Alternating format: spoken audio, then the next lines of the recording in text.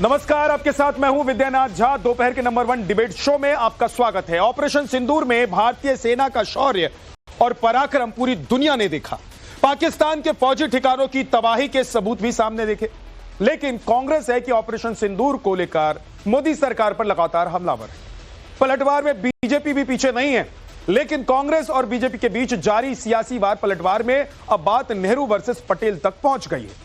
गुजरात के गांधीनगर में ऑपरेशन सिंदूर पर बोलते हुए प्रधानमंत्री नरेंद्र मोदी ने कहा कि अगर 77 साल पहले सरदार पटेल की बात मान ली जाती तो वो मुजाहिदीन जहन्नुम में होते जिनके बूते पाकिस्तान ने कश्मीर का एक हिस्सा हड़प लिया। और पिछले कई दशकों से देश को ऐसी आतंकी घटनाएं देखने को नहीं मिलती। एक तरह से कहें तो पीएम मोदी ने बिना नाम लिए जवाहरलाल नेहरू को आतंकवाद के लिए जिम्मेदार ठहरा दिया। पीएम मोदी ने यह भी साफ कर दिया कि वो आतंकवाद के कांटे को जड़ से उखाड़कर फेंक कर रहेंगे। लेकिन पीएम मोदी जब भी पाकिस्तान के खिलाफ बोलते हैं तो कांग्रेस को इसमें भी चुनावी दांव क्यों नजर आता है? कांग्रेस नेता पवन खेड़ा ने सोशल मीडिया पोस्ट में पीएम मोदी की पिछली 4 रैलियों की तस्वीरों के साथ लिखा कि देश तनाव में और साहेब चुनाव में। लेकिन हकीकत यह है कि ना तो देश में इस वक्त कोई चुनाव है और ना ही देश के लोग तनाव में हैं। देश के लोग जश्न मना रहे हैं। फिर कांग्रेस हाइपर टेंशन में क्यों है? पहले आपको एक रिपोर्ट दिखाता हूं, उसके बाद इसी मुद्दे पर आज डिबेट करें।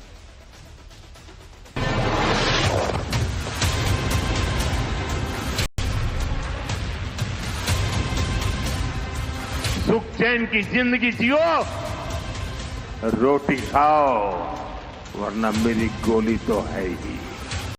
सेना की वर्दी सिलवाकर और कपड़े पहनकर फोटो खिंचवाकर वोट बटोरना एक बात है, पर सेना के लिए आज की सरकार कर क्या रही है?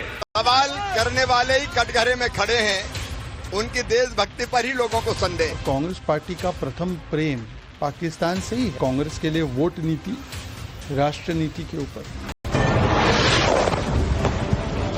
ऑपरेशन सिंदूर में धुआं धुआं हो चुका पाकिस्तान पूरी दुनिया में घूम घूम कर चीख रहा है, करा रहा है। लेकिन पाकिस्तान से ज्यादा क्रंदन तो हिंदुस्तान में मोदी विरोधी कर रहे हैं, खासकर कांग्रेस पार्टी, जिसने पहले तो ऑपरेशन सिंदूर से लेकर युद्ध विराम पर सवाल खड़े किए और अब कांग्रेस नेता पवन खेड़ा ने तो 2 कदम आगे बढ़ते हुए पीएम मोदी पर ऑपरेशन सिंदूर के बहाने चुनावी दांव खेलने का आरोप लगाया है। पवन खेड़ा ने पीएम मोदी के रोड शो और रैली की तस्वीरों को सोशल मीडिया पर पोस्ट कर लिखा है कि देश तनाव में, साहेब चुनाव में।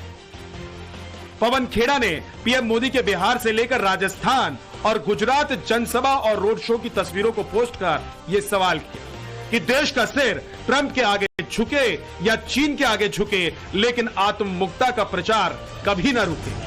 कांग्रेस नेता पवन खेड़ा शायद ये भूल रहे हैं कि भारत पाकिस्तान में मध्यस्थता वाले अपने बयान से अमेरिकी राष्ट्रपति डोनाल्ड ट्रंप भी पलट चुके हैं। भारत सरकार भी शुरू से ताल ठोक कर कह रही है कि युद्ध विराम में ट्रंप का कोई रोल नहीं।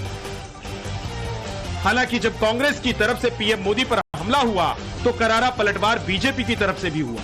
केंद्रीय कृषि मंत्री शिवराज सिंह चौहान ने तो सवाल करने वालों को कटघरे में खड़ा कर दिया और देशभक्ति पर सवालिया निशान लगा दिया।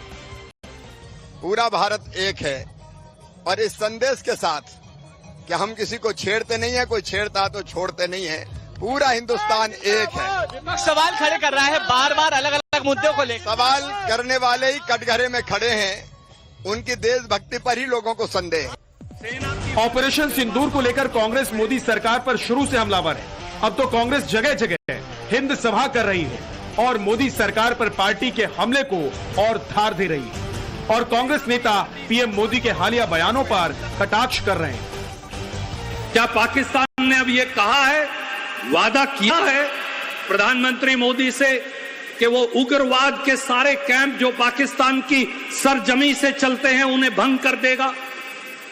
क्या पाकिस्तान ने कहा है कि पहलगाम में जिन्होंने हमारे 26 नागरिक मारे, हमारी बहनों का सिंदूर उजाड़ा, उन उग्रवादियों को पाकिस्तान वापस हमें देगा ताकि हम उन्हें फांसी टांग सके? इस बात का जवाब तो देश के प्रधानमंत्री से पूछना पड़ेगा। क्या पाकिस्तान ने कहा है कि उन सारे उग्रवादियों को हिंदुस्तान फांसी लगा सकता है, जैसे डॉक्टर मनमोहन सिंह ने अजमल कसाब को बंबई हमले के बाद फांसी लगाई? ऑपरेशन सिंदूर ने आम भारतीयों में आत्मविश्वास और गर्व की नई भावना पैदा की है। पाकिस्तान पर मिलिट्री स्ट्राइक के बाद अब ग्लोबल डिप्लोमेसी स्ट्राइक भी हो रही है, लेकिन कांग्रेस सवालों का पुलिंदा बांध रही है, तो बीजेपी पाकिस्तान को कांग्रेस का फर्स्ट लव बता रही है। कांग्रेस पार्टी का प्रथम प्रेम पाकिस्तान से ही है। अभी आप देखिए ना कि कैसे पहलगाम में भी पाकिस्तान को क्लीन चिट दिया पहले कांग्रेस ने, फिर ऑपरेशन सिंदूर हुआ तो ऑपरेशन सिंदूर को छुटपुट कहना, उसको नकारने का काम और पाकिस्तान के नैरेटिव में अपना नैरेटिव जोड़ने का काम कांग्रेस ने किया। तो कांग्रेस पाकिस्तान पगलू की तरह या उसकी तरह डिल्यूजन में जिस प्रकार से रही है, उसके प्रमाण सामने आए कि कांग्रेस के लिए वोट नीति राष्ट्र नीति के ऊपर है। ऑपरेशन सिंदूर को लेकर शुरू हुआ कांग्रेस बीजेपी का घमासान अब आरोपों की आंधी में बदल चुका है, लेकिन इस सियासी वार पलटवार के बीच सबसे बड़ा सवाल यह उठ रहा है कि किसके लिए राष्ट्र नीति और किसके लिए वोट नीति सबसे ऊपर है।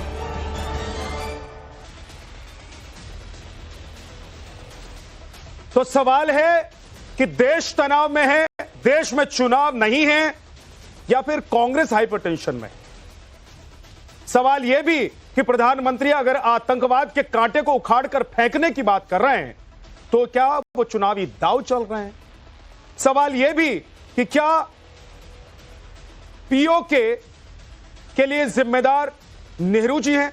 सवाल यह भी कि सिंधु जल समझौते के लिए क्या प्रधानमंत्री उस वक्त के जवाहरलाल नेहरू जिम्मेदार हैं, और भारत को पानी से वंचित रखने के लिए भी प्रधानमंत्री जवाहरलाल नेहरू उस वक्त के जिम्मेदार हैं। ये कई सवाल हैं, आज इसी पर बात करेंगे। लेकिन सबसे पहले आज प्रधानमंत्री नरेंद्र मोदी ने कैसे आतंक के खिलाफ एक बार फिर से गुजरात की धरती से आतंकियों को और देश विरोधियों को हमला करके जवाब दिया है, सुनिए।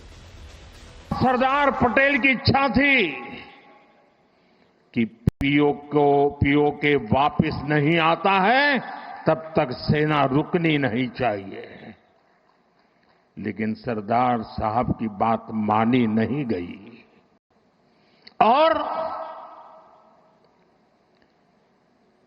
ये मुजाहिदीन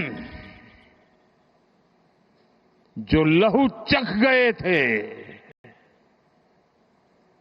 वो सिलसिला 75 साल से चला है। पहलगाम में भी उसी का विकृत रूप था। पाकिस्तान समझ गया कि लड़ाई में वो भारत से जीत नहीं सकते हैं और इसलिए उसने प्रॉक्सी वॉर चालू किया। आप मुझे बताइए, क्या ये अब सहना चाहिए? क्या गोली का जवाब गोले से देना चाहिए? ईंट का जवाब पत्थर से देना चाहिए? ये कांटे को जल मुर्द से उखाड़ देना चाहिए? ऑपरेशन सिंदूर सैन्य बल से प्रारंभ हुआ था, लेकिन अब ये ऑपरेशन सिंदूर जन बल से आगे बढ़ेगा।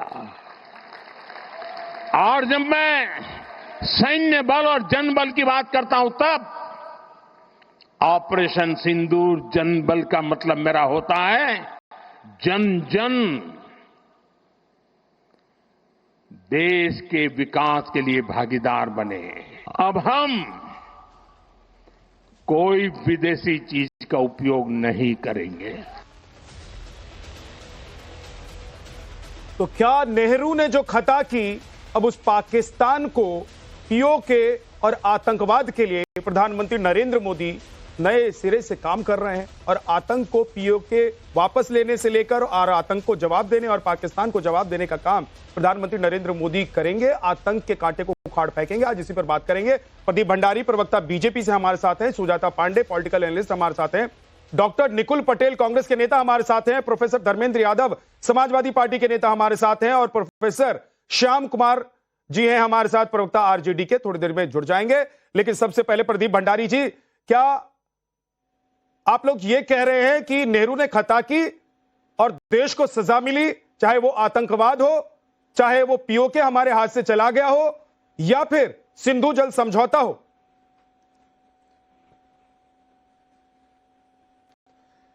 मैं आपको सरदार पटेल ने जो डॉक्टर राजेंद्र प्रसाद को देहरादून में जून 29, 1949 को लिखा था वो एग्जैक्ट वर्बैटम कोट करना चाहता हूं। कश्मीर सॉल्व हो जाता अगर जवाहरलाल नेहरू अपनी गलती नहीं करते और ट्रूप्स को जाने देते। ये मैं नहीं कह रहा हूं, ये सरदार पटेल ने डॉक्टर राजेंद्र प्रसाद को लिखा था एक लेटर में जून 29, 1949 को। मैं एक और आपको पढ़ना चाहता हूं तथ्य और लेटर यहां पे जो आपको सही लगेगा। ये मनी बेन है जो सरदार पटेल की बेटी है। उन्होंने अपनी डायरी में मई 1, 1949 को लिखा है, सरदार काफी नाखुश थे कि जवाहरलाल नेहरू ने कश्मीर के मुद्दे को यूएन में लेके गए और भारत के हाथ से उसको अंतर्राष्ट्रीय कर दिया। ये आइडिया सिर्फ और सिर्फ जवाहरलाल नेहरू का था। अगर सरदार को उस वक्त अपनी बात सुनवाई दी जाती तो जम्मू कश्मीर की समस्या हमेशा सॉल्व होती। तो सरदार पटेल का परिवार और हर व्यक्ति जो इतिहास का शोध करता है वो ये अच्छी तरीके से जानता है कि जवाहरलाल नेहरू जी की गलती के वजह से ही जम्मू कश्मीर की समस्या भारत को झेलनी पड़ी, वरना पूरा जम्मू कश्मीर पीओके को इंक्लूड करके भारत के पास होता। मैं एक और रेफरेंसिंग कोट करना चाहता हूं क्योंकि कांग्रेस पार्टी के पास तथ्य नहीं होंगे। आप चले जाइए एक नवंबर 24 को, नवंबर 24, 1947 की बात कर रहा हूं। उस वक्त पंडित डोगरा और प्रोफेसर मंदोक जो है वो जवाहरलाल नेहरू से मिले थे और उन्होंने कहा था मीरपुर की जो सिचुएशन है बहुत क्रिटिकल है, नेहरू जी आप ट्रूप्स को भेज दो मीरपुर के अंदर। नेहरू जी से वो मिले, पर नेहरू जी ने क्या कहा उनको सुनिए वर्बैटम। उन्होंने बोला मैं इसमें कुछ नहीं कर सकता, आप शेख अब्दुल्ला से जाके मिलो और इसमें शेख अब्दुल्ला ही निर्णय करेंगे। हमने हमारे ट्रूप्स मीरपुर में नहीं भेजे और मीरपुर पाकिस्तान के हाथ में चला गया। ऐसे अनगिनत आपको एग्जाम्पल दे सकता हूं। ठीक है प्रदीप जी, ये मैं ही नहीं, इतिहास ये कह रहा है और ये सच्चाई है। ठीक है डॉक्टर निकुल पटेल, क्या 1947 में जो खता हुई उसकी भरपाई अब हो रही है? और अगर प्रधानमंत्री नरेंद्र मोदी पाकिस्तान पर बोलते हैं, आतंक के खिलाफ बोलते हैं, तो आप लोगों को हजम इसलिए नहीं होता, आप लोग टेंशन में इसलिए आ जाते हैं क्योंकि आप लोगों को लगता है कि भाई देश में कभी 1 साल बाद या 6 महीने बाद 8 महीने बाद चुनाव होगा तो उसमें आपका नुकसान हो जाएगा और बीजेपी का फायदा हो जाएगा। मेरे भारतीय जनता पार्टी के मित्र और पूरे देश की जनता को मैं बताना चाहूंगा कि ऑपरेशन सिंदूर जब स्टार्ट हुआ तो सर्वदलीय बैठक के अंदर कांग्रेस ने सरकार को पूरा समर्थन दिया कि नहीं दिया? सब एकजुट थे कि नहीं थे? सरकार जो भी डिसीजन सरकार ने लिया कहीं पे भी सवाल उठाया क्या? अभी जब सीज फायर हो गया है और सभी समतल हो गया है, कहीं पे भी एक्ट ऑफ वॉर नहीं है और देश की जो परिस्थिति है, अगर वो देश की परिस्थिति के लिए अगर विपक्ष कोई सवाल उठाए तो भारतीय जनता पार्टी को देश की क्या परिस्थिति है डॉक्टर नकुल पटेल जी? देश में बहुत सारे मुद्दे हैं जहां पे देश को देश का सबसे बड़ा मुद्दा आतंकवाद है। देश के इस वक्त देश का सबसे बड़ा मुद्दा पीओके है। के पास जवाब मांगते इस वक्त देश का सबसे बड़ा मुद्दा है सिंधु जल समझौता जो 1960 में कांग्रेस की सरकार ने की थी। और वही प्रधानमंत्री नरेंद्र मोदी तो कह रहे हैं ना कि अगर पटेल की बात मान लिए होते आप लोग और कांग्रेस पार्टी और उस वक्त हमारे देश के प्रधानमंत्री, तो ना आतंकवाद होता, ना सिंधु जल से हमारी देश की जनता वंचित होती। इस पर जवाब दीजिए। देश की आजादी के समय पे जो पंडित जवाहरलाल नेहरू और सरदार पटेल जी ने मिलकर पूरे देश को जो एकजुट किया था वो पूरा इतिहास है। क्या वो भूल गए सब? ये बात भी फैक्ट है। और उस समय के बाद जब आजाद हुआ और आजादी के बाद जब भी देश को कोई भी अंतरराष्ट्रीय तकलीफ हुआ या अंतरराष्ट्रीय वॉर फेस करना पड़ा, हमने अपनी सुरक्षा को लेके हुए बहुत ही अच्छी तरह उसको डिफेंड किया और आज हम एक इंडिपेंडेंट डेमोक्रेटिक कंट्री है और इसका जो पूरा श्रेय जाता है अरे वो तो ठीक है, उससे कोई इनकार नहीं कर रहा है, लेकिन क्या आतंकवाद के लिए पंडित नेहरू जिम्मेदार हैं? क्या सिंधु जल समझौते में भारत को सिंधु के जल से जो वंचित रखा गया उसके लिए पंडित नेहरू जिम्मेदार हैं? क्या कांग्रेस जिम्मेदार है? और अगर उन चीजों को प्रधानमंत्री ठीक करने की कोशिश कर रहे हैं तो आप लोग टेंशन में क्यों आ रहे हैं? इसका जवाब दीजिए सर। आप लोगों की टेंशन ये है कि ये मुश्किलें अगर सॉल्व हो जाएंगी तो फिर कांग्रेस को कोई पूछने वाला बचेगा नहीं। अरे प्रधानमंत्री जी ने तो नोटबंदी किया था, तभी बोले थे कि अगर 50 दिन में आतंकवाद खत्म नहीं होगा तो मुझे सूली पे चढ़ा देना 4 रस्ते पर। अगर उसके बाद भी बहुत सारा हुआ तो वो बात भी है, आतंकवाद अरे जो है, वो बात तो मैं कर लूंगा, मेरे सवाल का जवाब दीजिए ना। क्या क्या पंडित नकुल पटेल जी, प्रधानमंत्री तो आए दिन बोलते हैं कि हम नकुल पटेल जी, खत्म कर नकुल पटेल जी, आज प्रधानमंत्री गुजरात में बोल रहे थे, कल प्रधानमंत्री गुजरात में बोल रहे थे, उससे पहले उन्होंने कई सभाएं की हैं और कई रैलियां की हैं। आप लोगों को क्यों ऐसा लग रहा है कि देश में चुनाव है इसलिए प्रधानमंत्री बोल रहे हैं? अरे प्रधानमंत्री आतंकवाद के खिलाफ बोल रहे हैं, पाकिस्तान के खिलाफ बोल रहे हैं, पाकिस्तान को सबक सिखाने के लिए बोल रहे हैं। तो आप लोग क्यों कुलबुला रहे हैं? आप लोग क्यों परेशान हो रहे हैं भाई? अरे प्रधानमंत्री तो कब मन की बात में बोल देते हैं, जब आए तब बोल देते हैं। तो मैं बोलना चाहूंगा कि अगर आप बोलते हैं तो करके दिखाइए। अगर मैं पूछ रहा हूं देश में चुनाव है क्या? अरे प्रधानमंत्री तो हमेशा चुनावी मोड में ही रहते हैं। अरे तुम मुझे ये बताइए, तो प्रधानमंत्री बोले नहीं क्या देश में? अरे जब बोलना है वो नहीं बोलते हैं ना। मणिपुर पे कहाँ बोल तो क्या बोलेंगे? क्या बोलेंगे कि 1947 में बंटवारे के बाद जब पीओके हमारे हाथ से चला गया तो उसके लिए जिम्मेदार क्या नरेंद्र मोदी है? ये बोलेंगे तो आप लोगों को अच्छा लगेगा? हम सवाल नहीं पूछ सकते क्या प्रधानमंत्री? पूछिए सर, सवाल तो मैं भी पूछ रहा हूं आपसे कि बताइए ना। कि आप बताइए ना। अरे आप बताइए ना, हम सवाल नहीं पूछ सकते सर? बिल्कुल पूछिए, लेकिन मैं कह रहा हूं कि मेरे सवाल का भी जवाब दीजिए। देश में जब चुनाव नहीं है तो आप लोग क्यों माहौल बना रहे हैं कि देश में चुनाव है और प्रधानमंत्री इसलिए बोल रहे हैं? आप लोग को क्यों नहीं लगता कि आतंकवाद के खिलाफ और पाकिस्तान के खिलाफ बोल रहे हैं प्रधानमंत्री? प्रतिनिधित्व कर रहा है, आपको तकलीफ क्या हो रहा है? सर मुझे तकलीफ ये हो रहा है कि अगर पाकिस्तान घुटनों पर है, पाकिस्तान को हमने कूट दिया है, तो आप लोगों को तकलीफ हो रही है। कितनी बार घुटने पे ला दिया है अभी तक? कितनी बार घुटने पे ला दिया आप बताइए ना, खुद बताइए। 2 बार तो वॉर हुआ है, उस वॉर में पाकिस्तान के 2 टुकड़े किए, उस टाइम नहीं किया था क्या? हाँ तो किया था, कौन मना कर रहा है ना? वो भी कांग्रेस ने किया था ना, वहां पे तो प्रधानमंत्री। तो ये भी मानिए ना, तो ये भी मानिए ना कि पीओ के हाथ से चला गया, इसके लिए जिम्मेदार कांग्रेस है, ये भी मानिए ना। तो इसको भी मानिए ना सर। यही तो प्रधानमंत्री कह रहे हैं कि सरदार पटेल की बात मान ली होती तो पीओ के गया नहीं होता। सुजाता पांडे, क्या प्रधानमंत्री चुनावी माहौल बना रहे हैं देश में? क्या प्रधानमंत्री चुनावी माहौल बना रहे हैं देश में और चुनावी दांव खेल रहे हैं और उसके लिए ऑपरेशन सिंदूर का इस्तेमाल कर रही है बीजेपी? या फिर जो सच है वो सबके सामने रख रहे हैं और वो कह रहे हैं कि इस कांटे को, आतंक के कांटे को हम उखाड़ कर फेंक देंगे और सिंधु जल जिस पर हिंदुस्तानियों का हक है वो हम लेकर रहेंगे, वो हमारा ही रहेगा?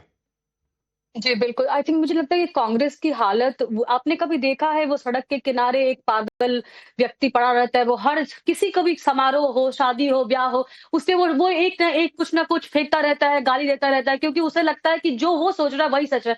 सच ये है कि उसकी अपनी बौद्धिक क्षमता जो है उसका पूरी तरह से विनाश हो चुका है। आई थिंक कांग्रेस का भी आज यही हाल है। पूरे देश में आप देख लीजिए, पूरे देश में किस चीज का माहौल है? कांग्रेस कह रही है कि मातम का माहौल, लेकिन पूरे देश में आज वीरता का माहौल है, साहस का माहौल है, इस जीत का माहौल है, पाकिस्तान को घुटने पे लाने का माहौल है। और जहां तक बात हो रही थी नेहरू जी की, तो मैं कुछ चीजें बता दूं कि नेहरू जी ने जो की वो कूटनीतिक भूल नहीं थी। मुझे लगता है कि उसके लिए वो एक कविता पंक्ति याद आती है कि लम्हों ने खता की और सदियों ने सजा पाई। तो नेहरू जी जो यूएन में मामला लेके गए कश्मीर का, उससे क्या हुआ? उससे ये हुआ कि भारत की जो वैध स्थिति थी वो कमजोर हो गई थी। हरि सिंह पहले ही भारत को कह चुके थे कि कश्मीर वो भारत में मिला देंगे, वो पूरी तरह से वैध प्रोसेस था। लेकिन जैसे ही यूएन में लेके चले गए नेहरू जी, उस पे एक संदेह की स्थिति हो गई। उसके बाद जो रेजोल्यूशन पास हुआ, 47 का रेजोल्यूशन जो पास हुआ, उसमें भारत के पक्ष को एक तरह से कमजोर किया गया। वो पाकिस्तान के लिए बेहतर था। वो ऐसा क्यों था? क्योंकि पाकिस्तान वहां आक्रांता था और भारत पे ये जो युद्ध था वो थोपा गया था, ये घुसपैठ की गई थी। लेकिन जब रेजोल्यूशन निकला विद्या जी, तो उसमें पूरा जो पाकिस्तान और भारत को एक बराबर पटरी पे रखा गया। उसके बाद उसमें प्लेबिसिट की बात की गई, जनमत संग्रह की बात की गई, जो कि नेहरू जी को पहले ही नकार देना चाहिए था। इससे भारत की संप्रभुता पे बड़ा सा प्रश्न चिन्ह लगता है, लेकिन नेहरू जी उसको मान गए। उसके बाद जो कंडीशंस रखे गए, उसके नहीं, आप मुझे 10 सेकंड दीजिएगा। उसके बाद जो 1950 में नेहरू लियाकत समझौता हुआ, उसमें जो 55 करोड़ रुपए दिए गए पाकिस्तान को, नदियों का जल और वगैरह, तो वो सब चीज तो बाद में हुआ। लेकिन जो संपत्तियों का जिस तरह से बंटवारा किया गया, जो वो पूरी तरह से पाकिस्तान को फेवर करना था। आपको धर्मेंद्र यादव अब सहमत है सुजाता पांडे की बात से? प्रोफेसर धर्मेंद्र यादव जी। जी विद्यानाथ झा जी, क्या आप सुजाता पांडे जी की बातों से सहमत हैं? किस बात से? कि इस देश में अगर आतंकवाद हुआ, सिंधु जल देश को नहीं मिला, सिंधु जल समझौता ऐसा किया गया जिससे हमारे देश के लोग ही उस पानी से वंचित रह गए, और आज आतंक अगर हमारे सर पर है तो उस कांटे को उखाड़ कर फेंकना है, जो प्रधानमंत्री नरेंद्र मोदी ने कहा है?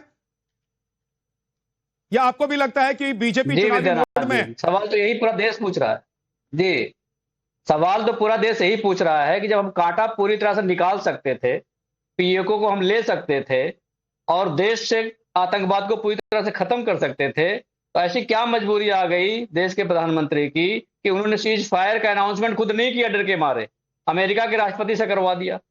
ऐसी क्या मजबूरी थी? अगर कांग्रेस ने गलती की थी तो आज भारतीय जनता पार्टी ने गलती क्यों दोहरा दी हो?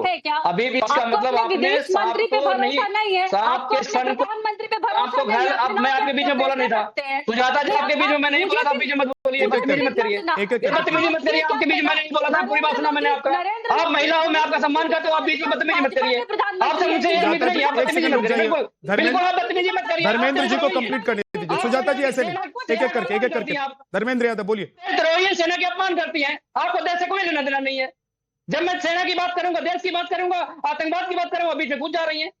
आप देशद्रोही हैं, आप सेना को अपमानित करती हैं, आप देश के साथ कभी नहीं खड़ी हुई है, ना खड़ी होंगी, आपके डीएनए में भी देशद्रोह है, ये मैं जानता हूँ, इसलिए आपको पीड़ा हो जाती है। जब हम सेना की बात करने वाले होते हैं तब आपको पीड़ा होती है, जब हम देश की बात करते हैं तब आपको पीड़ा होती है। अरे इतनी चापलूसी मत करो कि जवाब गिर जाए आपकी। आपके बीच में बोला नहीं, यही बदतमीजी सिखाई जाती है आप लोगों को, यही बदतमीजी सिखाया जाता है, यही बदतमीजी, यही ट्रेनिंग है आपकी। देश की सेना का अपमान करोगे, देशद्रोह देश में आतंकवाद को बढ़ावा दोगे आप, जब आतंकवादियों को मारने का समय आएगा तो घुटने देकर बैठ जाओगे आप लोग। आप लोग इससे ज्यादा कुछ कर ही नहीं सकते हैं, देशद्रोही आप लोग, सेना का अपमान करते हो आप लोग, देश की सरदारी करते हो आप लोग, देश के साथ धोखा करते हो आप लोग, महिलाओं को अच्छा करते हो, बेटियों के साथ अच्छा करते हो, और कुछ नहीं कर सकते हो इस देश के लिए। आप जैसे लोग देशद्रोही हैं, देश को कमजोर करते हैं आप जैसे लोग, लोकतंत्र को। एक सेकंड रुक जाइए, सुजाता जी रुकिए, धर्मेंद्र यादव रुकिए, एक सेकंड रुक जाइए धर्मेंद्र यादव जी। आप लोग ये तू मैं वाली डिबेट मत कीजिए, एक एक करके एक तो बोलिए। एक मिनट रुक जाइए, सुजाता पांडे जी प्लीज रुकिए, ऐसे नहीं, ऐसे डिबेट नहीं होने दूंगा मैं। रुक जाइए, एक सेकंड रुक जाइए। प्रदीप भंडारी बोलना चाहते हैं, एक सेकंड रुकिए, लेकिन उससे पहले मेरा सवाल यह है, धर्मेंद्र यादव आप कह रहे हैं कि आज हमारी सेना पीओके वापस ला सकती थी, लेकिन इसका भी तो जवाब दीजिए कि पीओके कैसे चला गया, इसका भी तो जवाब दीजिए कि सिंधु का पानी पाकिस्तान कैसे हड़प गया, इसका भी तो जवाब दीजिए कि अगर उस वक्त की सरकार ने बड़े फैसले लिए होते और हमारी सेना को नहीं रोका होता तो उस वक्त पीओके हमारे हाथ से नहीं जाता। इस पर आपकी बोलती क्यों बंद हो जा रही है धर्मेंद्र यादव जी? अरे सवाल हो गया भाई, सवाल आपका हो गया ना, चुप हो जाओ, जवाब ले लो, बोलिए। अगर कांग्रेस की सरकार ने गलती किया, पीओके पाकिस्तान को दे दिया, तो भारतीय जनता पार्टी के नरेंद्र मोदी क्यों गलती कर रहे हैं? पाक को क्यों दे दिया? इसका जवाब तो भारतीय जनता पार्टी देगी या मैं दूंगा, ये मुझे बताइए। क्या मजबूरी थी? क्या अडानी को बचाना जरूरी था?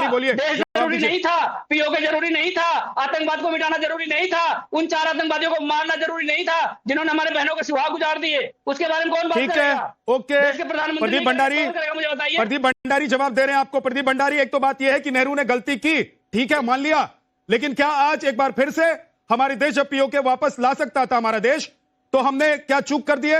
और हमारी सेना पीओके ला सकती थी, लेकिन राजनीतिक इच्छा शक्ति नहीं थी ऐसी क्या हमारे पास?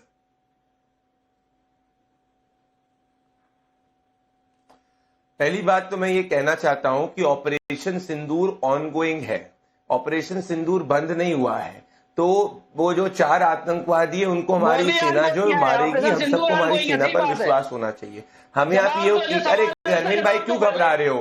धर्मेंद्र भाई क्यों घबरा रहे हो? मैंने आपको सुना ना, आपके प्रवचन को सुना, क्यों नहीं सुन रहे? आप मेरे बात बोल देना। अगर आपके तथ्य में हिम्मत है तो सब्र करो।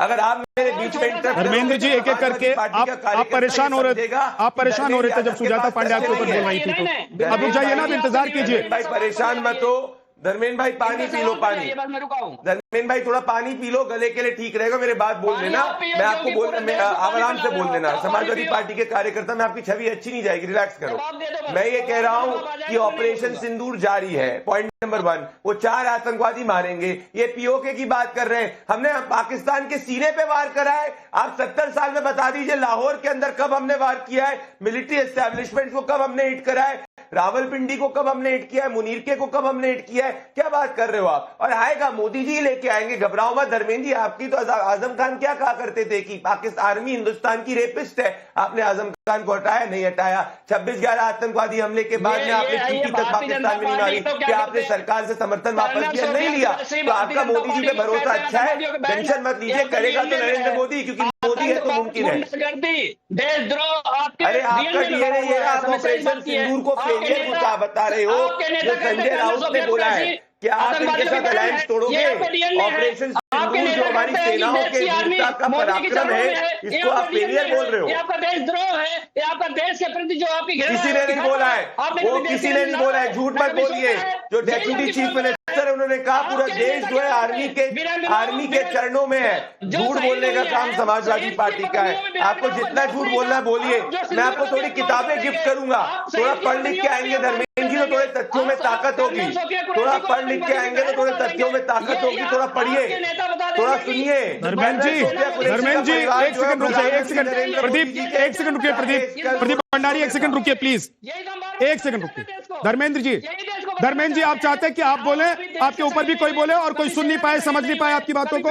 वो कह रहे हैं कि उनके पास तथ्य है, सुनिए उनको और उनको तथ्यों के साथ काउंटर कीजिए। मैं आपको नहीं रोकूंगा, सुन तो लीजिए पहले एक बार वो क्या कहना चाहते हैं, बोलिए प्रदीप भंडारी। सुनिए हमारा।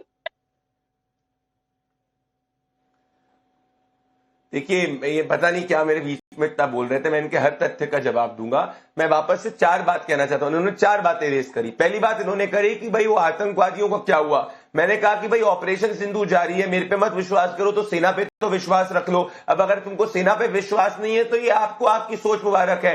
8 आतंकवादियों को पिछले इतने दिनों में मारा गया है। जो हमारी सेना लाहौर के अंदर जा सकती है, रावलपिंडी जा सकती है, मिलिट्री बेसिस को खत्म कर सकती है, क्या आपको सेना पे विश्वास नहीं है कि जब आतंकवादियों के सरगमा को मार दिया है तो क्या इनको नहीं मारेंगे? तो विश्वास रखो धर्मेंद्र जी, आपका सेना पे अविश्वास सही नहीं है। बात रही पीओके के ऊपर, किसने बोला ऑपरेशन सिंदूर खत्म हुआ है? हम तो पीओके लेके रहेंगे। हमने कहा पाकिस्तान से अगर बातचीत करेंगे तो सिर्फ पीओके पे करेंगे। अब कर्नल सोफिया कुरैशी पे आ जाते हैं। कल के रोड शो पे शायद से आप ना बिजी थे समाजवादी पार्टी के किसी कार्यक्रम में, या आप जो है डिप्रेशन के कारण जो टीवी नहीं देख रहे थे कल। कर्नल सोफिया कुरैशी की माता जी, उनकी बहन ने प्रधानमंत्री नरेंद्र मोदी जी की तारीफ करी है और उन्होंने कहा है मोदी जी है, तब जाके हिंदुस्तान की सेना ने मुंहतोड़ जवाब दिया है। आप पर किसी को विश्वास नहीं है। पानी पियो, ठंड रखो, हो जाएगा, घबराओ मत। ठीक, ओके, अब रुक जाइए धर्मेंद्र जी। अरे मैं कहाँ गुमराह कर रहा हूँ? धर्मेंद्र जी आप ऐसे बोलेंगे, कोई सुन रहा है?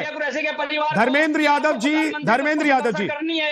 ये बात धर्मेंद्र यादव जी, अच्छा नहीं लगता है? आप नेशनल टेलीविजन पर बैठते हैं, समाजवादी पार्टी के प्रवक्ता के तौर पर बैठते हैं, आपको यह कम से कम समझ होनी चाहिए कि जब आप ऐसे एक दूसरे के ऊपर बोलेंगे तो किसी को कुछ नहीं समझ में आता है। अब आपका टर्न है, अब आप बोलिए, क्या कहना चाहते हैं, क्या जवाब देना चाहते हैं? विद्यानाथ झा जी, मैं पहले ये बोलना चाहता हूं कि भारतीय जनता पार्टी के नेता कहते हैं भारत की आर्मी मोदी की चरणों में है, ये सेना का अपमान नहीं है तो क्या है? आजादी के बाद आज तक किसी भी देश में किसी भी व्यक्ति, किसी भी पार्टी ने इतना बड़ा अपमान किसी भारतीय सेना ने नहीं किया होगा। ये इनका चरित्र है। झूठ बोल रहे हैं। भारतीय जनता पार्टी के नेता कहते हैं कर्नल सोफिया कुरैशी जो झूठ बोलेंगे तो भैया जिसने ये बोला उसके ऊपर झूठ बोल रहे हैं। वो आतंकवादियों की बहन है, ये इनकी सच्चाई है। ऐसा कुछ नहीं कहा था, ये लिखित भारतीय जनता पार्टी के सांसद कहते हैं, और जिनने भी एक कोट किया था उन्होंने अपना स्टेटमेंट वापस ले लिया है। झूठ मत बोलिए धर्मेंद्र जी, आप वर्बैटम झूठ मत बोलिए। किसी ने नहीं बोला ऐसा, किसी ने नहीं बोला ऐसा, किसी ने नहीं बोला ऐसा। धर्मेंद्र जी गलत बातें नहीं, गलत बातें नहीं धर्मेंद्र जी, नहीं, गलत नहीं। ठीक, ओके, अब रुक जाइए, हो गया धर्मेंद्र जी, हो गया। गलत बातें नहीं। सुजाता पांडा कुछ कहना चाह रही है तो बोलिए, उसके बाद कांग्रेस के पास। परिवार प्रधानमंत्री ओके, मैं सिर्फ इतना कहना चाहती हूँ धर्मेंद्र जी, आप हाँ प्रदीप जी रुक जाइए। जब अखिलेश यादव ने प्रेस कॉन्फ्रेंस की थी पहलगाम अटैक के बाद में, तो उन्होंने साफ साफ कहा था कि इंटेलिजेंस फेलियर है। उन्होंने पाकिस्तान को बिल्कुल क्लीन चिट दी थी।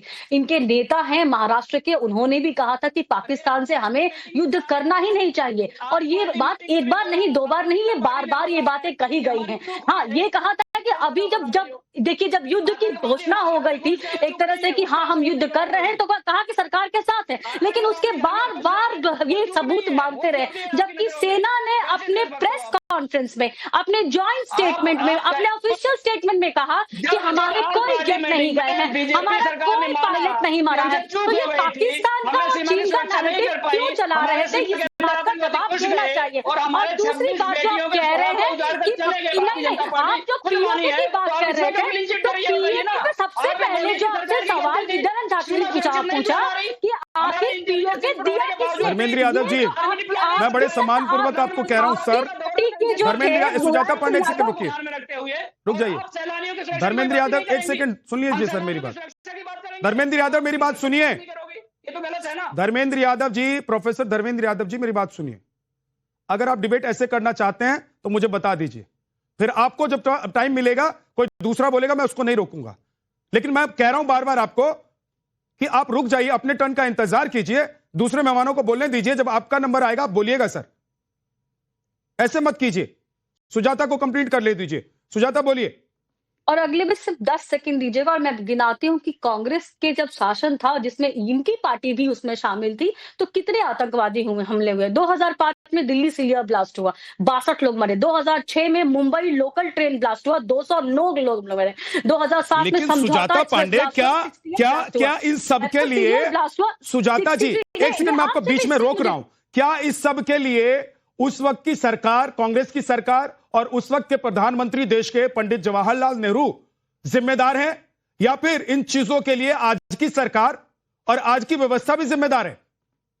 नहीं, यही तो आप फर्क देखते हैं। ये मैं क्यों गिना रही थी विद्याधर जी, क्योंकि आप पहले का देखिए समय, जहां पे शायद ट्रेनों में, स्कूल बसों में, लोकल स्टॉप पे, बसेस पे, कहीं पे भी प्रेशर कुकर में, कहीं भी किसी स्कूटर में, बस कहीं भी कहां बम फट जाए किसी को पता नहीं था। वो एक सामान्य घटना हो गई थी। जैसे आज की घटना आती है कि 20 सेकंड में 20 खबरें, उस तरह की घटना हो गई थी। आज आपको सुनाई देता है? नहीं देता है। कांग्रेस की ही वो सरकार थी जिसमें नक्सलवाद को आतंकवाद से बड़ा खतरा बताया गया। ये माना गया कि नक्सलवाद एक ऐसे दीमक की तरह जो भारत को खोखला कर रहा है।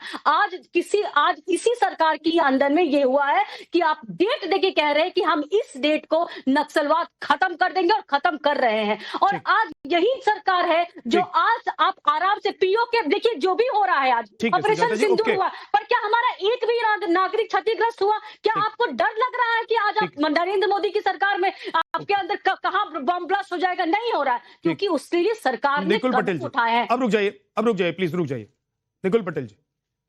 धर्मेंद्र जी मैं आ रहा हूं आपके पास, एक बार निकुल पटेल जी बोले। हाँ, 2014 के बाद माननीय वड़ा प्रधान अपने नरेंद्र भाई मोदी कई बार आए और उन्होंने कई बार बहुत सारी बातें की और ऑपरेशन ऑल आउट भी साझा किया और किस तरह पूरा आर्म्ड फोर्सेस काम कर रहा है हम सबको पता है। लेकिन जो क्लेम्स हो रहे हैं भारतीय जनता पार्टी की ओर के ऑपरेशन ऑल आउट के बाद आतंकवाद कश्मीर से चला गया है, वहां पे आप आइए, लोगों के लिए लैंड लीजिए, अपना बिजनेस कीजिए, टूरिज्म डेवलप हो रहा है। लेकिन जब पहलगांव की कोई घटना घटती है, पटेल जी मैं आपको सर बीच में रोक रहा हूं, मैं चाहता नहीं था आपको रोकूं, लेकिन मैं आपको टोक रहा हूं सर, प्लीज मैं टोक रहा हूं। 2014 से पहले कब याद है आपको कि आप गए थे लाल चौक पर और तिरंगा फहरा पाते थे? अभी 2014 से पहले मुझे बताइए। आप, मुझे कोई दिक्कत नहीं है, आप सरकार से सवाल पूछें, आप मोदी से सवाल पूछें, आप अमित शाह जी से सवाल पूछें, आप राजनाथ सिंह जी से सवाल पूछें, आप नितिन गडकरी से सवाल पूछें, आपको जिससे पूछना है पूछे। लेकिन जब आप कश्मीर की बात कर रहे हैं तो मेरा सवाल ये है, कि 2014 के पहले कोई कश्मीर जा ही नहीं सकता। डॉक्टर निकुल पटेल, मैं ये पूछ रहा हूं कि मुझे जवाब दीजिए कि 2014 से पहले आपको कब याद है जब आप गए थे कश्मीर और आपने लाल चौक पर तिरंगा फहराया था? नहीं, मैं यानी आप ये कहना चाहते हैं कि 2014 से पहले कश्मीर में कोई जा नहीं सकता था? 2014 से पहले जाता था, संगीनों के साये में जाता था सर, और लाल चौक पर खड़े होकर आप तिरंगा खुलेआम नहीं फहरा सकते थे। अब पत्थर मार मार के वहां से भगा दिए जाते, वायुसेना के जवानों पर पत्थर चलाए जाते थे। आपको यही आज बोलना है तो आप बोल के बताइए। निकुल पटेल, मेरे सवाल का जवाब से पहले क्या हो रहा है वो आपको जानना है तो आप बताइए ना। मुझे बताइए, आज आप तिरंगा फहरा सकते हैं कि नहीं फहरा सकते? आप कश्मीर में खुलेआम घूम सकते हैं कि नहीं घूम सकते हैं? अभी भी घूम रहे लोग का आतंकवादी कहां से आए, कहां से गोली लगी, उन 26 लोग मर गए। तो पहले तो कश्मीर में आतंकवादी नहीं आते थे, है ना? आप बता रहे हैं, मैं बोल रहा हूं, मैं पूछ रहा हूं आपसे कि आज तो आप खुलेआम कश्मीर में जाकर घूम सकते हैं। इस देश के अंदर ऐसा आतंकी घटना हुई और आतंकी घटना में लोग मारे गए, इन्फिल्ट्रेशन है ही नहीं और उसके लिए ऑपरेशन सिंदूर चलाया गया। लेकिन मैं ये कह रहा हूं कि आप कह रहे हैं कि 14 के बाद और 14 से पहले, तो 14 के बाद की कहानी बताइए मुझे। सवाल जो पूछ रहे हैं उससे ऐसा लग रहा है कि आपको ऐसा फलित हो रहा है, तो आप अंधेरे में हैं, आपके आंख पे पट्टी बंधी है। सर मैं कह रहा हूं मेरी आंख पर पट्टी बंधी है, तो आप हटा दीजिए और मुझे बताइए कि 2014 से पहले कब आप लाल चौक पर खड़े होकर खुलेआम तिरंगा फहराते थे? मुझे जवाब दीजिए ना। आप बताइए ना सर। सवाल पूछा क्या? अरे आप बताइए ना। टूरिज्म नहीं था 2014 से पहले? कभी मनमोहन सिंह जी गए देश के प्रधानमंत्री रहते हुए लाल चौक पर तिरंगा झंडा फहराने के लिए? कभी सोनिया गांधी गई? कभी राहुल गांधी गए? अरे क्या बात कर रहे हो आप भी? जवाब दीजिए प्रदीप भंडारी जी, कुछ कहना चाह रहे हैं? अरे मैं इनकी मेमोरी को झा जी, मेरे मित्र जो है ये शायद से इनको गजनी जैसे थोड़ा मेमोरी लॉस हुआ है। मैं सुशील कुमार शिंदे जो होम मिनिस्टर यूपीए की सरकार में, कांग्रेस की सरकार में रह चुके हैं, उनके स्टेटमेंट को याद दिलाना चाहता हूं। सुशील कुमार शिंदे से जब एक पॉडकास्ट में इंटरव्यू में पूछा गया कि जम्मू कश्मीर में जब कांग्रेस की सरकार थी क्या आप जाते थे, वो ये कह रहे थे कि उनकी हालत खराब हो जाती थी जम्मू कश्मीर में जब जाने की बात होती थी। और आज की स्थिति ये थी कि भाई राहुल गांधी और प्रियंका वाड्रा बर्फ के गोले के साथ में खेल रहे हैं जम्मू कश्मीर के अंदर, तो स्थिति बेहतर हुई है। अब इनको ये भी नहीं समझ में आता, तो डेटा कोट करना चाहता हूं। कांग्रेस पार्टी की सरकार 2004 से 13 थी, 10,795 टोटल नंबर ऑफ अटैक हुए थे, जिसमें 7,184 सिविलियन डेथ्स हुई थी 10 साल में। इन दोनों में 80% कमी आई है प्रधानमंत्री नरेंद्र मोदी जी की सरकार में। तो ना ये पढ़ेंगे ना अपने मंत्री को सुनेंगे। इनको चिढ़ इस बात से झा जी कि आज पाकिस्तान का नैरेटिव हार चुका है और भारत आगे बढ़ चुका है और जीत चुका है। इसी बात से इनको चिढ़ है क्योंकि इनकी राजनीति हार रही है, क्योंकि इनकी बात सिर्फ पाकिस्तान मान रहा है। भंडारी जी आप बताइए ना, प्रधानमंत्री जम्मू कश्मीर के अंदर भी लोग कह रहे हैं पाकिस्तान के खिलाफ आवाज उठा रहे हैं। पहले पाकिस्तान भारत माता की जय के नारे लग रहे हैं। ये फर्क है जम्मू कश्मीर में। एक सेकंड निकुल पटेल, अरे भैया निकुल पटेल जी पूरी डिबेट रुक जाइए सर। आपने कहा आप एक सेकंड प्रदीप जी रुकिए। Pradeep Bhandari please stop. Doctor Nikul Patel मुझे इस बात का जवाब दीजिए, चाहे 2014 से पहले या 2014 के बाद, अगर आपको लगता है कि कोई आम हिंदुस्तानी या कोई व्यक्ति कश्मीर में जाकर खुलेआम नहीं घूम सकता है या वहां पर तिरंगा नहीं फहरा सकता है, वहां पर आतंकवाद है और आतंकी खुलेआम हमला करते हैं आम लोगों पर, तो क्या इसके लिए पंडित नेहरू जिम्मेदार हैं, प्रधानमंत्री नरेंद्र मोदी? इसका जवाब दीजिए सर। जो भी सरकार है उसकी प्राथमिकता है कि जो भी असामाजिक तत्व है या गोल मत घुमाइए सर, प्लीज गोल मत घुमाइए। डॉक्टर साहब डॉक्टर निकुल पटेल गोल मत घुमाइए। मेरे सवाल का सीधा जवाब दीजिए। आपने कहा कि 2014 के बाद क्या बदल गया वहां पर? मैं पूछ रहा हूं कि चाहे जो भी बदल गया हो, लेकिन अगर कश्मीर में आतंकवाद है तो इसके लिए जिम्मेदार कौन है? प्रधानमंत्री नरेंद्र मोदी या उस वक्त की कांग्रेस की सरकार और पंडित जवाहरलाल नेहरू? भारतीय जनता पार्टी की विफलता है क्या? आप ऐसा कहना चाहिए? ये सवाल आप पूछ लीजिए, प्रदीप भंडारी जवाब देंगे इसका कि विफलता है कि सफलता है। लेकिन मेरे सवाल का जवाब दीजिए। मैं उसका आंसर ही दे रहा हूं कि अगर आज कश्मीर में लोग सुरक्षित नहीं है तो उसके लिए जिम्मेदार क्या प्रधानमंत्री है? मैं आपसे पूछ रहा हूं कि अगर कश्मीर में आतंकवाद, आप पूछने के लिए आए कि मैं आपको पूछने के लिए बुलाया मैंने? सर 2 करोड़ टूरिस्ट आए थे। मैं उसका जवाब ही दे रहा हूं। मैं पूछ रहा हूं उसका जवाब ही दे रहा हूं। क्या जवाब आप दे रहे हैं कि आज अगर आतंकवाद वहां पर है तो जिम्मेदार कौन है? ये इसका जवाब आप प्रदीप भंडारी जी से लीजिए। लेकिन मेरे सवाल का जवाब दीजिए कि अगर आज तक कश्मीर में आतंकवाद है। डायरेक्टली सवाल नहीं पूछता हूं, आपके माध्यम से ही पूछ रहा हूं। ठीक है सर, उसका जवाब मैं ले लूंगा, लेकिन मेरे सवाल पर आप मत भागिए। मेरे सवाल पर आप भागने की कोशिश मत कीजिए। अगर कश्मीर में मृत्यु के लिए प्रधानमंत्री जिम्मेदार, कश्मीर में आतंकवाद के लिए कश्मीर से पीओके पाकिस्तान ने हड़प लिया, इसके लिए और सिंधु जल समझौते के लिए कौन जिम्मेदार है? आपकी समझ है और आपकी हिस्ट्री। मेरी समझ नहीं, बताइए, तथ्य बताइए। बराबर है। What is the fact? Fact बताइए। लोगों को पता है, इतिहास लोगों को पता है। आप इतिहास, तो आपके मुंह से वो इतिहास नहीं निकल पा रहा है क्या सर? बराबर है, आपके मुंह से वो इतिहास नहीं निकल पा रहा है। अगर आप बोल रहे हैं कि किसी जगह पे किसी का खून हो गया तो मुख्यमंत्री जवाबदार है, तो ये गलत सोच है। सर मेरी बात सुनिए, और एक प्रदेश का लॉ एंड ऑर्डर वहां की सरकार के हाथ में होती है, और अगर वहां पर कुछ होता है तो उस प्रदेश की सरकार जिम्मेदार होती है। लेकिन ये किसी प्रदेश नहीं, ये देश का मामला है। और आप मुझे ऐसे घुमा नहीं सकते। मैं जो सवाल आपसे पूछ रहा हूं, अगर उसका जवाब आपके पास नहीं है तो मैं दूसरे मेहमान के पास जाता हूं। प्रदीप भंडारी जवाब देना चाहते हैं, 20 सेकंड में दीजिए। उसके बाद आरजेडी के प्रवक्ता हमारे साथ एक बार फिर से जुड़ गए, उनके पास जाना है, उनके पास नहीं गया हूं मैं। झा जी, मैं इंटेंट की बात करना चाहता हूं। बिल्कुल, जो 26/11 के बाद जब आतंकवादी हमला हुआ, मैं आपसे आपके माध्यम से सीधा सवाल पूछता हूं, क्या एक भी चींटी इन्होंने पाकिस्तान में मारी थी? जब पहलगाम का आतंकवादी हमला हुआ उसके बाद हम पाकिस्तान के अंदर घर के अंदर घुस के मारे। ये हमारी सरकार का इंटेंट है और इनकी सरकार का इंटेंट पाकिस्तान को क्लीन चिट देना है। आतंकवाद खत्म नहीं हुआ है, परंतु आतंकवाद कम जरूर हुआ है और काफी कम हुआ है, तभी 2 करोड़ से ज्यादा टूरिस्ट जम्मू कश्मीर के अंदर आए थे। परंतु पीओके पाकिस्तान के अंदर है, इसके लिए नेहरू जी जिम्मेदार है, जैसे आर्टिकल 370 रखने के लिए नेहरू जी जिम्मेदार है। और जनरली आतंकवाद की जम्मू कश्मीर के अंदर अगर हुई तो जवाहरलाल नेहरू की फेल्ड पॉलिसी की वजह से हुई। ये सब जानते हैं और ये ऐतिहासिक तथ्य जो मैंने कोट भी कर दिया है। ठीक है डॉक्टर श्याम कुमार, नेहरू जी अगर कोई चूक कर गए तो क्या उस पन्ने को इतिहास से फाड़कर फेंक देंगे?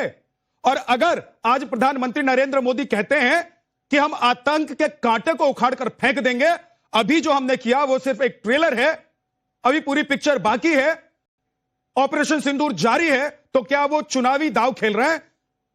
क्या वो चुनावी माहौल बना रहे हैं? क्या वो चुनावी रैलियां कर रहे हैं? और देश में क्या इस वक्त कोई चुनाव भी है? सर, मेरी आवाज आ रही है सर? बिल्कुल आ रही है सर। सर, सवाल जहां तक इतिहास का है, हमें कई बार इतिहास से निकलना होता है, इतिहास से सीखना होता है। जिन परिस्थितियों में हमें आजादी मिली और जहां से निकलकर यहां तक आए हैं, पूरे दक्षिण एशिया में और देश और दुनिया में जो हिंदुस्तान का नाम स्थापित हुआ है, लोकतंत्र स्थापित हुआ, हम सब जानते हैं। देश की सुरक्षा के साथ, राष्ट्रवाद के साथ सरकार किसी की भी रही है, सब लोग एक साथ एकजुट हमेशा रहे। जहां तक चुनावी रैली का सवाल है, चुनाव की बात है, आपने एक बात कही डॉक्टर साहब, प्रोफेसर साहब, मैं आपको टोक रहा हूं। आपने एक बात कही कि हम एकजुट रहें, तो जब प्रधानमंत्री चाहे देश के किसी भी हिस्से में किसी भी रैली, किसी भी जनसभा, किसी भी समारोह से आतंक के खिलाफ और पाकिस्तान के खिलाफ बोलते हैं, तो विपक्ष के पार्टियों और उनके नेताओं में बेचैनी क्यों हो जाती है? क्यों उनको लगने लगता है कि चुनावी माहौल बना रहे प्रधानमंत्री? सवाल बेचैनी का नहीं है, सवाल हम एक लोकतांत्रिक देश है, कुछ बुनियादी सवाल होते हैं और ये सवाल इतिहास में तमाम सरकारों से होती रही है। सत्ता में जिस सरकार में आज पार्टी है, अगर अपना इतिहास खंगाल कर देख ले तो उसने कितने सवाल किए हैं। तो इसलिए सवाल और जवाब, सहमति और असहमति एक अलग विषय है, उसको इस चश्मे से, इस नजरिए से देखने से बचा जाना चाहिए। कुछ सवाल होते हैं और उसका जवाब देना चाहिए। और जब रही जहां तक चुनाव की बात और चुनाव रैली की बात, एक बात बिल्कुल स्पष्ट है कि कुछ वर्षों में, कुछ दशकों में जिस तरह से रैली हो रही है, कुछ घटनाओं के बाद रैली हो रही है, जिस तरह से भाषण हो रही है, तो कुछ सवाल आम जनता के मन में है। विरोधी दल होने के नाते, प्रतिपक्ष होने के नाते अगर कोई सवाल करते हैं तो मीडिया से भी मेरी गुजारिश है कि कुछ सवालों को, जनता के सवाल को समझ के और विमर्श होना चाहिए। उस विमर्श को, हर सवाल को आमने सामने रख के, मुझे लगता है इस पर हम लोग को एक बार विमर्श करने की आवश्यकता है। ये बताइए, आप मीडिया पर सवाल उठा रहे हैं और आप कह रहे हैं कि मीडिया को दिखाना चाहिए। अगर प्रोफेसर श्याम कुमार जी बैठे हुए हैं नवभारत चैनल पर, तो ये मीडिया ही है। और अगर विद्यानाथ झा ने उन्हें बुलाया अपनी डिबेट में, तो उनको बोलने के लिए ही बुलाया है, उनका पक्ष रखने के लिए ही बुलाया है। सवाल ये नहीं है कि मीडिया आम लोगों की बात या किसी पार्टी की बात को कहां तक ले जाना चाह रहा है और ले जा रहा है। सवाल यह है कि अगर जिक्र कांग्रेस का हो, अगर जिक्र पंडित नेहरू का हो, तो आप लोग अपना मुंह बंद कर लेते हैं, और अगर प्रधानमंत्री आतंकवाद के खिलाफ बोलते हैं तो आप लोग शुरू हो जाते हैं। सुजाता पांडे, क्या देश में इस वक्त सच में चुनाव है? और अगर है तो जरा बताइए डेटा के साथ कि कौन से प्रदेश में कहां चुनाव है, क्योंकि आप तो विश्लेषण करती हैं, विश्लेषक हैं आप। देखिए, मैं समझती हूँ कि आरजेडी क्यों अब इतिहास से पीछा छुड़ाना चाहती है, क्योंकि इनके इतिहास में जंगल राज के अलावा तो कुछ है नहीं। और जहां तक ये मीडिया से सवाल की बात कर रहे, तो मीडिया तो आज सवाल कर रहा है इनके पार्टी पे भी, इनके पार्टी के चरित्र पे भी, परिवार के चरित्र पे, हर तरह से सवाल हो रहे हैं। तो फिर उस थोड़ी ये बातें क्यों कही जा रही है कि ये उनका निजी मामला है और इस पे बातें नहीं की जानी चाहिए। आप ये तो नहीं कर सकते कि मीठा मीठा गप गप और कड़वा कड़वा थू थू। जब बातें होंगी तो सब तरह की बातें होंगी। और जहां तक आरजेडी का प्रश्न है, तो अब चुनाव तो बिहार में होने वाले हैं, तो बिहार में अगर प्रधानमंत्री गुजरात में ऑपरेशन सिंदूर लेकिन वो चुनाव भी अभी नहीं हो रहे सुजाता पांडे जी। मैं वही कह रही हूँ, कितने महीने बाद है वहां पर चुनाव, ये बताइए। ऑपरेशन सिंदूर में नवंबर के बाद है। आप ये सुनिए, आप ये देखिए कि जब ऑपरेशन सिंदूर की बात हो रही है, पाकिस्तान को ललकारा जा रहा है, तो ये सवाल तो उठता है ना विद्यानाथ जी कि आखिर कांग्रेस के और इंडिया अलायंस के जो जितने भी घटक है, उनके पेट में दर्द क्यों हो रहा है। फिर ये सवाल भी उठता है कि क्या ये इस बात के तार कहीं उस अग्रीमेंट से तो नहीं जुड़े हुए हैं जो कि कांग्रेस पार्टी ने चाइनीज कम्युनिस्ट पार्टी के साथ में साइन किया हुआ था। इस बात से तो नहीं जुड़े हुए कि क्यों कांग्रेस के नेता 10 सेकंड में उनके परिवार से 10 सेकंड में निकुल पटेल जवाब दीजिए। उसके बाद धर्मेंद्र यादव जी भी उंगली उठा रहे थे, मैं उनके पास नहीं जा पाया, उनके पास आऊंगा। जल्दी से जवाब दीजिए, 10 सेकंड सर प्लीज। मेरे राजकीय विश्लेषक जी को लग रहा है कि कांग्रेस हमेशा जो मानसिक स्थिति में वो सही नहीं है। तो मैं उनको बताना चाहूंगा कि इस देश को अगर कोई मजबूत लोकतंत्र दिया है तो वो कांग्रेस और नेहरू की सोच ने दिया है, तो वो भी जरा साझा कर ले। और जो देश एक टीम नहीं बना पा रहा था, उसको पूरे देश को एक इकोनॉमी तक लेकर आना, ये वर्ल्ड वाइड ओपन करना, सब कांग्रेस ने किया। पटेल, जब आप बोल रहे हैं तो एक कुटिल मुस्कान आपके चेहरे पर भी है, तो इसका मतलब यह है कि अंदर का भाव और बाहर का भाव अलग अलग है। आपके शब्द और आपके भाव मैच नहीं कर रहे हैं। 10 second Dharmendra Yadav ji, sir 10 second जल्दी से। विद्या जी, सुजाता बहन जी को मैं बता दूं, 2014 के बाद जो सबसे बड़े बड़े हमले हुए हैं, छोटे की गिनती करेंगे तो आपके पास टाइम नहीं उतना।